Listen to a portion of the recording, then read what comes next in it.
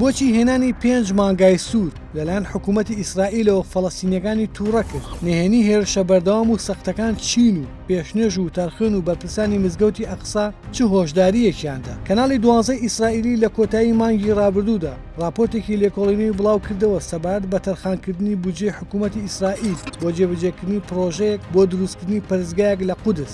لە راپۆرتی لێکۆڵینەوەکەدا هاتووە دوو بریکا لە دوو وەزارەتی سەر بە حکوومەتی ئیسرائیل بەشداریان لە وەرگرتنی 5 مانگای سوور کردووە کە لە ویلایەتی تەکساسی ئەمریکاوە هێنراون بۆ سەربڕینیان و پاکردنەوەی شوێنەکە بە خوێنەکەی. بەپێی عەقیدەی هەندێک لە مەزهەبی جوولەکە دەرکەوتنی مانگای سوور ئاماژەیە بۆ ڕووخاندنی مزگەوتی ئەقسا و دروستکردنی پەرستگا لە شوێنەکەی. مەحموود ئەل-حەباش دادوەری شەریعەتی فەڵەستینی و ڕاوێژکاری سەرۆکایەتی بۆ کاروباری ئاینی و پەیوەندە ئیسلامیەکان هۆشداریدا لە مەترسی بیرۆکەی سەربڕینی مانگا و وتی سەربڕینی مانگاکان دەبێتە پریشکێک کە دەتوانێت تەڕ و شت پێکەوە بسووتێنێت. وتیشی سەکردن لەسەر سەربڕینی مانگا درێژە پێدەری پێشێرکاریە شەڕانگێزەکانی ئیسرائیلە لە دژی مزگەوتی ئەقسا و جەختی لەوە کردەوە کە فەڵەستینیەکان بە هیچ شێوەیەک ڕێگە نادان ئەمە ڕووبدات. گرنگیش نییە بەلایەنەوە ئەگەر هەرچیەک ڕووبدات. شێخ محەممەد حسێن مفتی گەورەی قودس بە ئاژانسی هەواڵی جیهانی عەرەبی ڕاگەیان ئەوەی جوولەکان باسی دەکەن لەسەر مانگا سوورەکان